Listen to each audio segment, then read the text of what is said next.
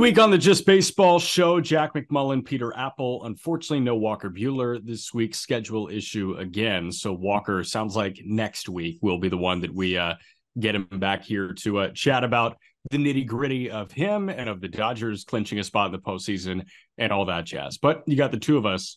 Where have you been, dude? Well, I've had the worst week of my life in a little while. Not my life. I've had worse weeks, but this week sucked. I'm just so happy to be back on the show. Spent part of the week clenched to my toilet. Yeah. The back half of the week, computer completely broke down. Had to go to the computer repair shop. They said, it's okay, we'll turn it around 24 hours. Turned out to be 72. Oh, So it just hasn't been a good week. But first, I really want to thank the listeners of the Just Baseball show. I got a lot of DMs. Hey, Peter, hopefully you're feeling okay. We heard about you being sick on the Just Baseball show. You don't know how much I wanted to be on the show, talking with Jack and talking with all of you guys. I missed you all. You're the best listeners on planet Earth. I'm so glad to be back. When's the last time you and I have not talked for a week? Like, obviously we were texting, but on the mic together about baseball. We started the show on April 1st of 2021.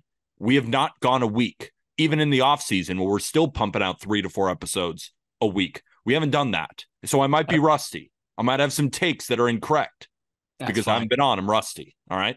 That's fine. Yeah, you haven't been watching baseball over the last week. Like that's a lie. That's a lie. Yeah, I know. I haven't been watching Yankee baseball ever since Dominguez went down with the torn UCL, which is now old news because I haven't been on in a week. Okay, so there was a should-have-been game-ending double play ball in Pittsburgh on Friday that was Peguero to Bay, 6-4, and then they were going to get the man at first by like 2 steps. But Bay absolutely spiked the throw, and the Yankees rolled into what should have been a game-ending double play, but ended up winning that game 7-5 or something. So Yankee baseball is back.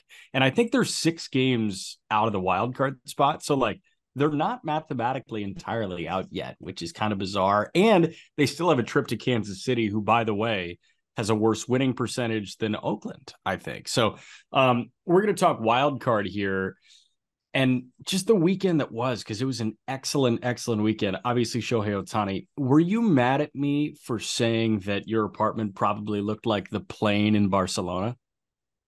It's very graphic. I think people understood the details and didn't want to hear it over the mic. Were you wrong?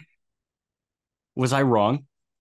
I mean, do we got to answer that on the show? Is that what we want to do? Is that what just shut up for a second. The Just Baseball show is brought to you by BetMGM. Sign up and deposit into your newly created account using promo code Just Baseball. Download the BetMGM Sports app on iOS or Android, or visit BetMGM.com. Place your first bet offer and receive up to $1,500 back in bonus bets. If the bet does lose, your bonus bets will be available once the wager is settled. Gambling problem? Call or text 1-800-GAMBLER and must be 21 or older. The last thing I want to talk about at this moment is my bathroom. I haven't talked baseball in a week. Can we talk about the Cy Young race? Can we talk about the fact that the Acuna versus Mookie MVP race is down to the wire? The fact that the Dodgers just went in and Big Brother the Seattle Mariners, the Cubs versus Diamondbacks series. It's going. How about the Marlins? Talk about Big Brother, Little Brother. Just shoved it to the Braves. I want to talk about that, not my bathroom, please. All right. Now, counterpoint. I think you are shutting down my creative juices. And I'm already tired of you being back on the pod. Oh, juice. Dude, I didn't say anything about consistency. I said nothing about consistency. Let's talk about baseball now. Bad news out of the way first. Shohei Ohtani done for the year. Oblique thing. He's on the IL. Now, that is bad news. The dumb shit that we had to deal with this weekend was the Angels' inability to properly convey that to their fan base and convey that to the baseball world. Because instead we had to live overnight with a cryptic, weird report that Ohtani's locker had been cleared out and there was no word, and we will have more information tomorrow. Even the water bottle was in the trash. That's what I read in the Los Angeles Times piece. Everything's gone except for a couple of shirts. I was thinking the worst. It's the Angels. I'm now assuming that he's like going back to Japan and he's like, I don't even want to play baseball, that he might try and play wide receiver now. He's this like, place sucks. This place sucks so bad. I don't even like this sport anymore. So this is not necessarily commonplace, but there are a lot of injuries that sideline guys for the remainder of the year. If somebody gets hurt right now and they go on the 10-day and it looks like it's a 3-week month recovery, they're done for the year. Ohtani was going to go on the 7-day and he was going to be done for the year. It's fine. McCutchen just did that last week. McCutchen has a partially torn Achilles, which sucks, but it sounds like he'll be back. Apparently he had a great sit down with Ben Cherington, the Pirates GM, but McCutchen just did that last week. Like, we knew his season was over last week. As soon as we got the medical report, the Pirates shared that information, and then it was done. Okay, we know what's going on. Pitchers, when they get shut down, we know what's going on. How can you expect the greatest talent that baseball has ever given us to not be fielding a myriad of questions when he mysteriously has his locker cleared out? Seriously? If you're clearing out this guy's locker, the LA Times needs to know why. USA Today needs to know why. MLB Network needs to know why. ESPN needs to know why. Just Baseball Show needs to know why. Me first. Yes, Peter needs to know why. Me. Why is that not being conveyed until the morning after? I thought this was a disaster class when it comes to PR regarding their star player getting hurt. We knew that he was day-to-day with an oblique thing. We knew that he hadn't played in 7 games, 10 games.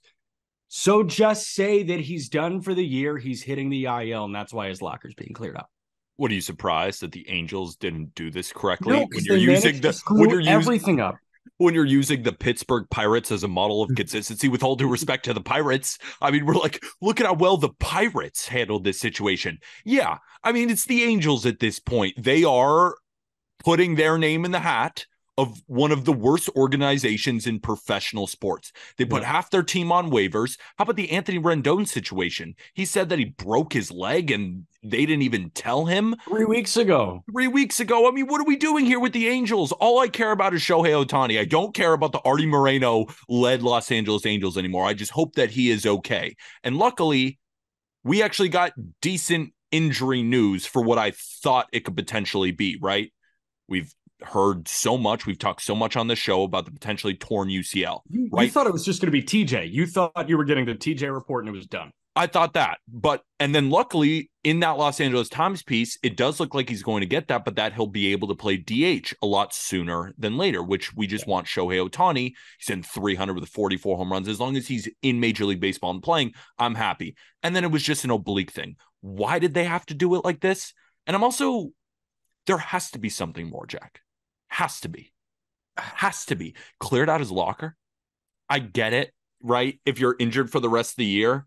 But at the same time, like, that's a statement. That has to be a statement. That doesn't just happen. Did McCutchen clear out his locker? No, I don't know. Maybe I don't know the specifics of you get injured and you clear out your stuff and maybe that's normal. It doesn't seem normal. I haven't heard reports like that. I think there's something else there. And I think we're going to hear about it in a couple of days. Real quick on the UCL timeline, if Ohtani does get Tommy John, it rules him out of next year pitching, absolutely. But let's compare it to Bryce Harper, who came back and DH'd, and when he was ready to play the field, he's been playing first base. Harper made his season debut on May 2nd this year. But you have to factor in that he played his last game last year on November 5th. Yeah. So he couldn't get the surgery until November 5th. Yeah, no, it's amazing. But he only missed a month. Ohtani is not going to play in November. Ohtani is not playing in October. Best case scenario is Shohei Ohtani gets this surgery as soon as possible if they do believe Tommy John is needed. Ohtani then could probably be DHing by opening day. Yeah, I know Harper had this unprecedented recovery, but if anybody can best an unprecedented recovery, it's probably the guy that we think is like 65% human and 35% alien life form. You said exactly what I was going to say. We're not dealing with a regular person here. No. This guy, and you hear big leaguers talk about Shohei Ohtani, and what do they always say? they're like, yeah, the hitting and the pitching, it's amazing. We've never seen it before, but I just cannot believe that he can throw 8 innings and then hit the next day. What it does to your body, right? I go to the gym for 45 minutes and I can't move for 2 days if I do legs. Like, he's different. There's no other way to describe him. He's different. I expect him to be hitting opening day. And I bet he's playing spring training games. Is the power going to be there? I don't know. It wasn't quite there for Harper when he first returned, but now it's back. God, Bryce Harper. I keep thinking about Bryce Harper. He's becoming my favorite player. Like, he was always one of my favorite players. He's box office whenever I watch him at the plate, but that's for another time. The Angels, of course, didn't handle it well. They didn't handle the Anthony Rendon situation. They haven't handled any situation good for the last decade. And now they're going to lose out on Ohtani. Yep. I hope, for the sake of baseball fans, I hope they trade Trout. I feel really bad for Angels fans, but I hope that Trout goes to a place where he can be, and he might be really happy in LA, but I hope he can go to a place where he's winning a ton of ball games. Because, like, you can be happy and play for a not good organization because, hey, you live in LA and, hey, you're making $35 million a year. The salary doesn't change, but if he wants to go back to the East Coast, I hope the Angels cater to where he wants to be. Ohtani's not going to be an Angel next year. Trout, I hope, is not an Angel next year. I really don't need to tune into many Angels games. I'm going to watch Detmers throw. I might watch Sandoval if he's throwing it well. And if Ohapi is playing well and Neto is playing well, I'll be interested. But aside from that, man, there's like no intrigue with that organization.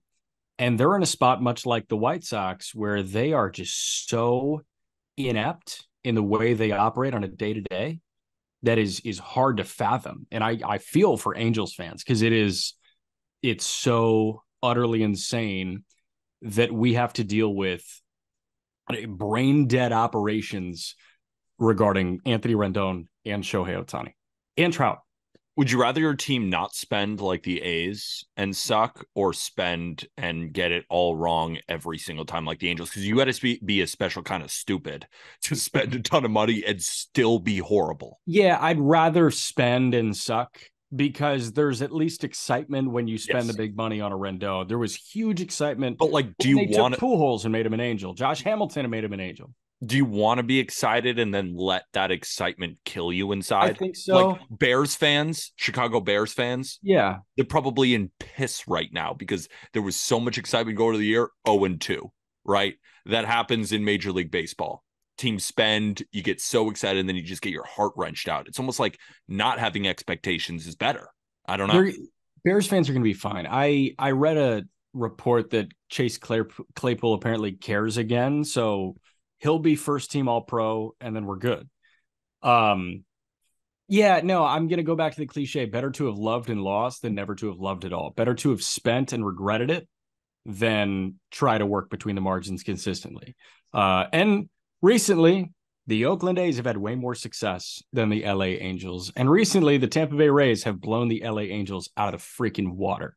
There's some history there in LA, though, and they're just not matching what that franchise can do. Transitioning to franchises also not doing a very good job. The St. Louis Cardinals. Did you guys talk about how Oli Marmol is going to return? Nope. I think that was Friday news. That is such a prideful thing by John Mozeliak and the Cardinals front office. That's just not admitting defeat. That is the most Cardinals headline I have ever heard. No, we like Oli Marmol. Why? See what happened? Were we all watching the same team and the same thing happen? Are you kidding me? That is what is wrong with the Cardinals. That's it. They cannot admit defeat. There is a pride there, and you don't really see it in their fans, because I think Cardinals fans are some of the smartest fans in sports. I really do. Like, St. Louis Cardinals baseball is ingrained in that town, and they know good baseball when they see it. It's funny when you're watching Long Gone Summer right? The Mark McGwire, Sammy Sosa home run chase, the 30 for 30. It's great. You got to watch on ESPN Plus or whatever it is. Cardinals fans have obviously all seen it, I assume. But they say that Cardinals fans started doing something that they've never done, that they started watching the ball instead of watching the outfielder. And that's a good representation of Cardinals fans. They know not to watch the ball, watch the outfielder. If the outfielder says, oh, yeah, it's gone, then you react if it's a home run. Not watching the ball, it's like, oh, when it lands because you see it go up in the air. Cardinals fans are smart. But Cardinals fans don't run the front office. John Mozeliak does. So prideful. You cannot tell me you couldn't find a better manager than Oli Marmol. You know who's a better manager? Mike Schilt. Yeah. They made a mistake and they do not want to go back on it. I laughed out loud when I saw that. I laughed out loud because not only you could say, all right, we're keeping him, we're going to give him one more chance. You cannot say you like what you saw. That made me laugh. This dude, Peter, came back from a case of the poopies and the broken computer. Stop. This guy came back from just his gut in knots and his laptop busted. And he said, you know what? Time for me to drop some bars. And here we go. We missed you on the show, man. Welcome back. I'm back. Yeah, it's dumb shit. And I think you summarized it perfectly. Old school. You saw Old School, right? Luke Wilson, Vince Vaughn, Will Ferrell. How did you know? Is that when he went streaking? Yes, we're going streaking. Okay, yeah. When they buy like a frat house, pretty much. Yeah. Hilarious movie, but they have the debate stage of like being a fraternity. They have James Carville like as the opponent, and Will Ferrell just has this out of body experience. And Carville goes, "I have no rebuttal. That was perfect." And they just nailed the debate thing. Like that's kind of me here. No, it's just. I have nothing else. Like we can move on to a new topic. Those two headlines over this past weekend were so purely those teams. It was the Angels screwing up the Ohtani injury and him clearing out his locker, followed by the St. Louis Cardinals saying we like what we saw from Oli Marmol. Yeah. Baseball. I'm a huge fan. How about this note from the guy that actually broke the Kjerstad call up from the Baltimore Banner? I'm gonna get their name right here. Yeah, here we go. Andy Koska. He tweeted out that quote, Heston Kjerstad is in a laundry cart and has been doused in smoothie and champagne and olive oil and ketchup and other fluids after the Baltimore Orioles clinched their spot in the postseason. What I love is Baltimore clinched their spot thanks to a walk-off win against Tampa. In the 10th inning, Tampa clinched their spot because the Rangers lost to Cleveland. So you've got the two teams playing each other that have been the class of the American League, clinching within 10 minutes of each other. And I know that it was heat of the battle and it was excellent theater this weekend in Baltimore. I thought that series was so much fun. And Kjerstad going bridge for his first hit was amazing. But the fact that those two can celebrate at the end of that weekend at the same time, and obviously they're going to be butting heads in the postseason, but those two teams are so special this year in such a unique way. Baltimore, they're young, they're exciting. We've documented that so well. Tampa, I think we've done a good job documenting too, but let's just walk through like what went on here. Tyler Glasnow wasn't pitching at the beginning of the year. You know who they did have at the beginning of the year that looked amazing? Drew Rasmussen. Okay, torn UCL. You know who else they had at the beginning of the year? Jeffrey Springs. Okay, he's cooked as well. He's done. Shane Baz has been on the shelf the entire season. They went through the shit with Wander Franco.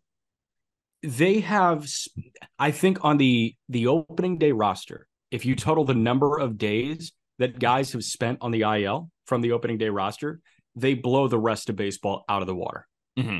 And the fact that they are still arguably the best team in the American League, I cannot believe the Tampa Bay Rays. And I'm so excited because I know that you have a bet on them to win the American League East. But I'm so excited to see what these two teams do in the postseason because they are so easy to root for in very different ways. Yeah, of course, I want the Tampa Bay Rays to win the division because I have them at plus 350. But at the same time, that series, you know what? Sometimes you make a bet that's a long shot bet and your love of the game kind of shines through that a little bit more. And you could say, no, Peter, I don't believe you're invested in the bet. Like, yes, obviously I am. But I'll give you the exact moment where I kind of stopped caring about the bet. There's a bad man in Baltimore. Grayson Rodriguez is a bad man. He is. Like, watching a pitcher like that start to blossom into the ace we all thought he could live against Glasnow, 8-0 win, and he just looked. I mean, that's like you and I both were pitching guys first. I think Arum's more of a hitter's guy. Yeah. Like, I think he gravitates towards hitters. You and I gravitate towards pitchers. And watching Grayson do that, because Glasnow was one of my favorite pitchers in baseball. But watching Grayson just outduel him and make really good hitters look stupid. That's a bad man.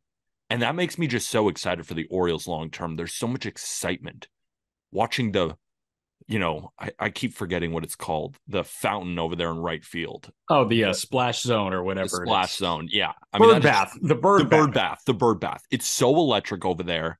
Camden Yards, we have to go during playoff time. Just an electric atmosphere. There's so many good young players, but it's not that they're young and electric. They're so disciplined and they're such good baseball players already.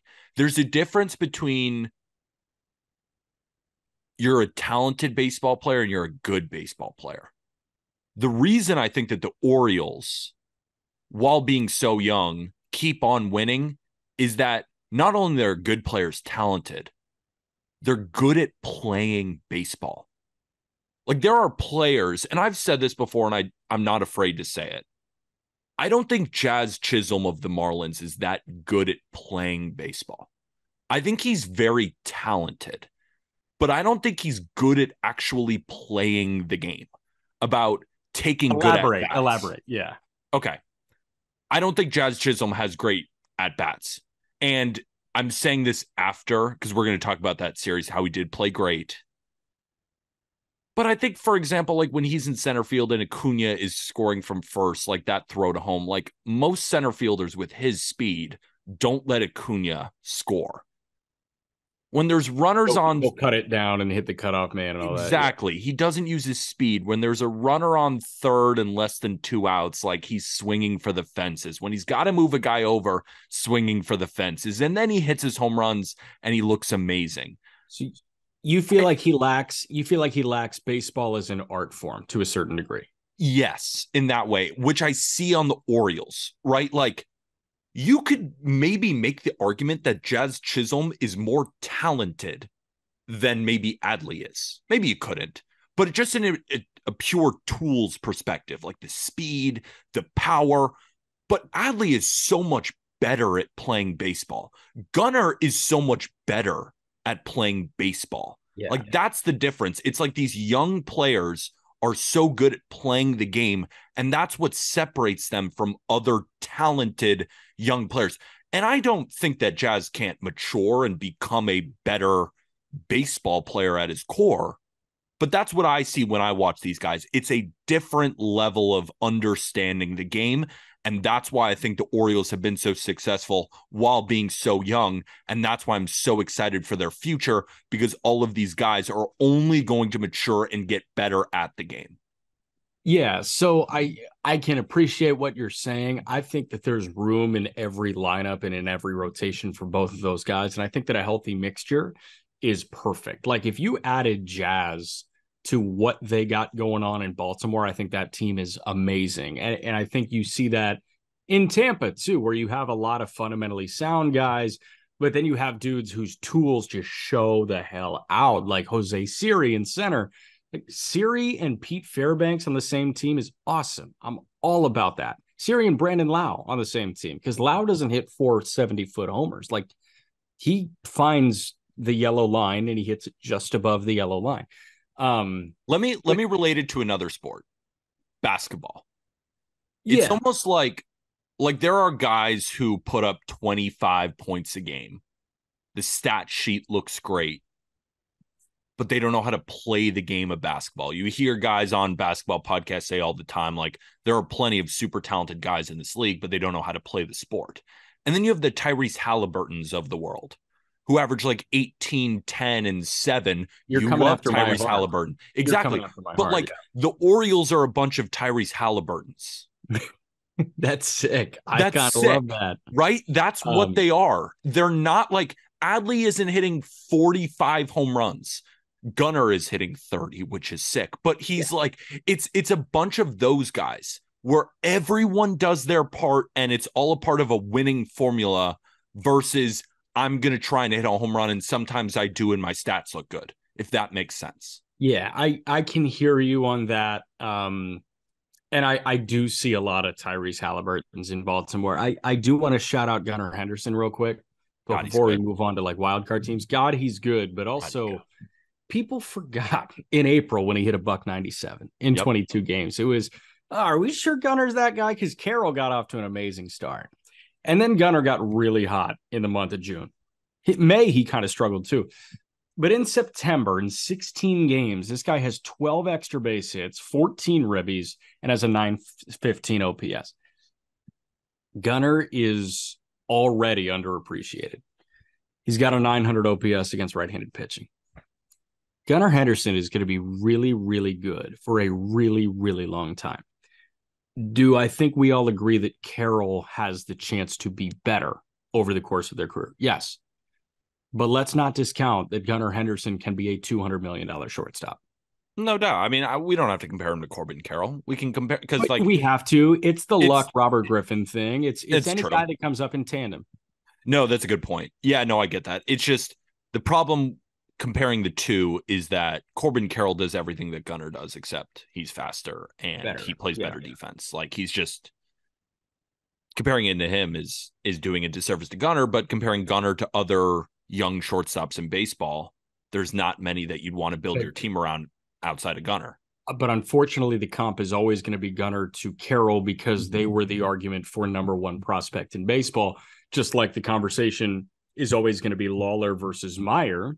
And Adley, Julio Rodriguez, and Bobby Witt Jr. Yeah, it's going to be those three. Like for some reason, we decided to clump certain guys together. And listen, every sport does it. Every sport does it. Ja and Zion, Kevin Durant, Greg Oden, like everybody does it. Jeter, Nomar Garciaparra. It's just happened. It's like that's just been the progression of two phenoms come up at the same time. You compare them. And how about the quarterback class? Deshaun Watson, Patrick Mahomes, Trubisky. There was another. Like obviously one already lost and the other disqualified himself, and one is a $500 million quarterback. So yeah, man, I mean, every single sport does it, and you just have to stomach it. And while Gunnar may never meet the production that Carroll does, Gunnar needs to be appreciated way more. Jumping to the wild card conversation, we saw some fantastic weekend series as it pertains to the wild card, and the best one came in the National League. And we're talking during Sunday Night Baseball right now. But I stayed up late. I had Coach Prime on the iPad, but I had Cubs Diamondbacks on my TV. And I watched that 13-inning masterclass where Marcus Stroman, Drew Smyly, Hayden Wesneski all looked nails out of the bullpen, and Gabby Moreno delivered that opposite field single to win it. That was, I think, my favorite baseball game that I've watched this year. Arizona took it 7-6. Really? 13 on Saturday night. I think it was my favorite game because there was so much strategy that went into it. And there weren't many mistakes, dude. It was so cat and mouse for 4 extra innings that I just like, I don't know. There was something about it that had me on the edge of my seat the whole time. And it was 1 a.m. and I was tired. And I had a day game on Sunday and I couldn't go to bed. No, if we're getting close to playoff baseball, right? Felt like it. No, I couldn't agree more. And it was cool to see Stroman at least return because the Cubs definitely need him, but not coming away with a win there definitely hurts. Hurt. This National League wildcard chase and American League wildcard chase. It won't end. It's back and forth, right? We were talking about the Mariners. You had the Mariners to win the division. Now they're third in that division, right? The Rangers just lost to the Cleveland Guardians, but the Mariners are still behind them. In the National League, every single one of these games matters, and it's electric. It's so much fun. And this is what makes the last 2 weeks of the regular season so ridiculously special. Last point on Cubs Diamondbacks. Justin Steele on Friday, 6 innings, 7 hits, 6 earned, 2 homers against him. So I ask you, as that skewed the Cy Young odds immediately in Snell's favor, and Snell, I think over his last 10 starts or something, has a 1.3 ERA. Did this cost Steele the Cy Young? Because he only has probably 2 more turns left. Yeah, it costed him. Fuck. Because Blake Snell went into Los Angeles and dominated with a capital D. 6 innings, 1 hit, maybe 2. I think 1 no hit. earned runs, bunch of Ks. That was a Cy Young performance in Los Angeles, in Chavez Ravine. Not at home, on the road against that prolific Dodgers offense. The Cubs needed that win out of Steele, and he didn't deliver. Now, Steele has been amazing all season long, and he will finish second in the National League Cy Young. But at this point, Blake Snell has done enough, and you could say, well, all the walks and all that, I know. But at the end of the day, it's about limiting runs, and Snell has done a better job this year. And that, unfortunately, Cubs fans, recency bias is going to shine through. When it came down to the wire and these guys were so close, you needed to be a Cy Young. Justin Steele was not. Blake Snell was. It sucks. Steele was my vote a couple of weeks ago. Yeah. Snell now has my vote. Those dueling performances, got to give it to Snell. I'm still going Steele, and I hope that he has 2 bounce back starts, and I hope that Snell gets shelled at some point. I'm waiting for it to happen, and it's just not happening. You're an unbiased journalist. I'm waiting for him to walk 7 in 3 innings, and there's going to be 2 homers against him, and they're going to be 3-run shots because he walked 7. But it just hasn't happened yet. We're recording right now. It's bottom 4 of Sunday Night Baseball. Arizona's got a 3-2 lead over the Cubs. This can really flip shit, man. And let me tell you, I'm buying stock in the Miami Marlins again. God damn it. I have to. I know. I have to. 36-13. They sweep a 3-game series over the Atlanta Braves. They put up 36 runs on the Atlanta Braves. 9 on Friday, 11 on Saturday, 16-2 against Charlie Morton on Sunday. Get those $5 burgers. Jake Burger. What a beast. Jazz Chisholm, 2 grand slams. See, that's what Jazz makes me eat my words sometimes, because you look at the box score and he's like, well, shit, he had 6 RBIs. But at the same time, like, that's what happens with Jazz, right? That's when he can be electric. And the 2 grand slams were definitely great, right? Sandy goes down. Jorge Soler goes down, but then Jorge Soler returns. Big home run against the Braves. That probably felt good after playing with the Braves all those years. The Miami Marlins, remember, it was the Phillies, the Cubs, and then Arm and I were trying to debate, all right, who's the last team to go in? And I said the Marlins. I made my case for them because I said, I think they have the best starting pitching of the remaining teams. But then Sandy goes down. Then Soler goes down probably an hour after we finished that podcast. Yeah. And I'm like, shit. And they have rebounded and they have played so well. # make it Miami. I think the Marlins are going to be that team. Even though the Diamondbacks refuse to quit. The Cincinnati Reds refuse to quit. I don't know who's going to win. I wish I had a prediction. I'm still going to just go with the Marlins just because I picked them a couple of weeks ago and I feel like a dick just switching back and forth every time. So I'm just going to stick with it. I was going to ask you. So, like, all right, you think it's Phillies, Cubs, Marlins in that order? No, but I had that prediction a couple of weeks ago, so I'm not going to go back on it. Yeah. I don't know who it's going to be. We're going to do like daily check-ins. Yeah. I'm going to be sitting here and I'm going to be changing my mind all the time. The Phillies are going to be the top spot until proven otherwise. So I go Phillies, God. Phillies, Marlins, Cubs. That's how I think it's going to finish. I think Miami jumps Chicago. Chicago's only a game in front. So I think it goes Phillies, Marlins, Cubs. But when Arizona wins the next 6, I'll eat shit. I'm factoring out San Francisco and Cincinnati. I've got no idea what you're getting from that rotation, man. Ashcraft is done for the year, toe surgery. It's not like Ashcraft who's really netting them positive. So I don't know. It's so hard, but like Renfroe and Bader just haven't been good for Cincinnati since coming over to Cincinnati. So yeah, let me read Phillies, you Marlins, Cubs. let me read you strength of schedule left. So the Marlins have 12 games left. They got 3 against the Brewers, 6 against the Mets, and 3 against the Pirates.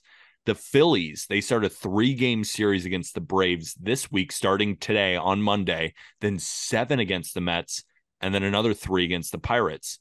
In the Central, the Cubs have 3 against the Braves, 3 against the Brewers. They're playing right now against the Diamondbacks, then 3 against the Rockies. I don't know if they're home or away. Actually, they're probably at home because they already faced the Rockies in Coors and didn't play all that well. Then the Pirates. The Reds have 3 against the Twins. Then they do 3 in St. Louis, 3 against the Pirates, and 2 against the Guardians.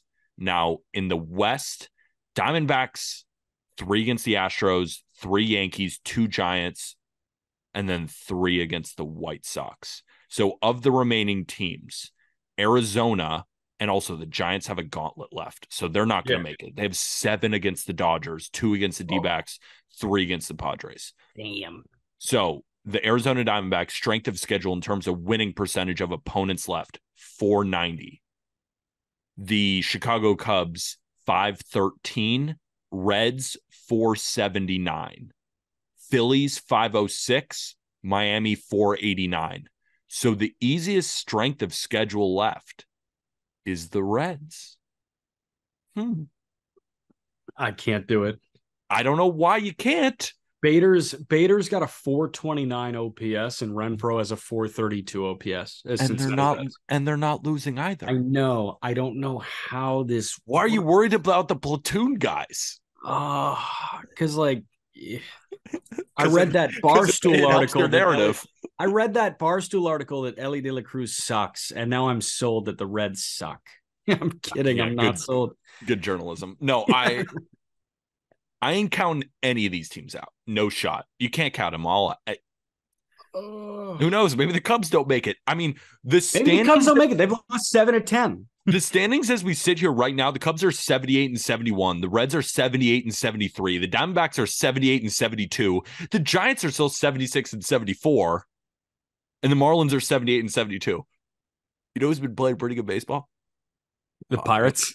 No, the Padres. And the Pirates are 70 and 80. Like, they're not crazy out of it. The Jolly Roger? The Padres have won 4 in a row. Oh, no, can't do it. They're not. You know who else is playing good ball? The Yankees. That's a good point. Not mathematically out yet. I don't see a little. Wells, I think, is hitting 108 right now. Yeah, the baby bombers. Yeah, I mean, baby poop. Okay, real quick to wrap. AL wild card. Tampa's already in, so pick 2 of the 3. Toronto, Texas, and Seattle. Blue Jays a half game clear of Texas. Rangers in the final spot. Mariners a game back. I kind of hate all these teams, with all due respect to fans of these teams. The Blue Jays, they annoy the shit out of me because, like, when they win, it's barely and it's by inches, right? And then the Rangers, they look great for a series and then they just can't hit. And the Mariners were playing decent baseball, kind of middle of the pack baseball. And then the Dodgers kind of showed, hey, you're not quite there yet. And now, it's kind of mean, but at the same time, you lost by 5 runs when you're starting Logan Gilbert at home against a bullpen game with Ryan Yarbrough and Shelby Miller. And you scored 1 run. Gavin Stone got a save. Stone looked good out of the pen. Okay, Kyle Hurt is nasty. Sheehan out of the pen. What do we say about the Mariners? How amazing the starting pitching is. Now, Bryce Miller pitched really, really well. Did they win that game? No. So they went Bryce Miller. They went George Kirby. They went Logan Gilbert and came away with 0 wins. Yeah, that's a tough eat. That's It's a toughie, very tough right? So I want the Mariners. I'm financially and emotionally invested in the Mariners. Fun differential. But I watched that entire series and I got really sad. I'm not going to lie to you. I got really sad because I'm like, that was a prove it series. That was a series you face the Dodgers and you show the world we're in the race to win a World Series. And they got swept and it wasn't all that close. That hurt. Counterpoint, you go to the depths of hell to come out stronger and swim higher. We've seen it before, but in the moment, Cal Raleigh's going to hit a walk-off nuke to secure the playoff spot. I already saw it because it happened last year. I just chalk me up as a Ranger hater, man. I just don't believe that they're going to do it. It's so tough because they show it to you a couple times. Like down the stretch, they'll put up runs in a blink of an eye. And you're just like, they're back. And then they falter again. They just cannot get on a run. Can't do it. It's so short-lived now where the Rangers of the first half, they did it for a month straight of scoring at least 7 runs a game, or at least it felt like it. Now they do it in 2 straight games and you're like, okay, they're back. No. They got shut out by Giolito. I mean, that's embarrassing. Yeah. And I'm reading these things about, Giolito changed his slider and, and he actually did. His slider, I guess they're working on, they dropped it in miles an hour. And is that in Lance Notes? Yeah. Exactly. Yeah. I recently subscribed to Lance Notes. I love that. Dropped his slider velocity from 84 down to 82, getting more drop on it. And they want to put in a cutter. I was like, great. But you're the Rangers. You shouldn't give a fuck if his slider is 2 miles an hour slower. You get that cement mixer changeup over the heart of the plate and you send it to Mars. The Guardians are good at changing pitching. They're not that good at changing pitching where the Rangers sit up there and give a goose egg against Giolito and lose by 9. Rays, Blue Jays, Mariners. It was good to have you back, Pete. Rays,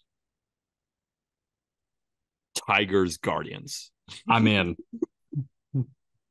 No, that was fun, and hopefully everyone enjoyed the Just Baseball show. We'll be back tomorrow. We're going to do more MVP debates, more Cy Young, right? Jack and I were just talking about the Cy Young race, but we're going to more dive into that fully as an episode tomorrow. It's good to be back. Thank you all for listening. Love talking to Jack. Love talking to you all. And if you enjoyed this conversation, can you hit the like on YouTube? How about that subscribe button? What about a comment? We would love it. It helps us. And then if you could rate and review this podcast 5 stars, whether that be on Spotify or on Apple Podcasts, get your Just Baseball merch.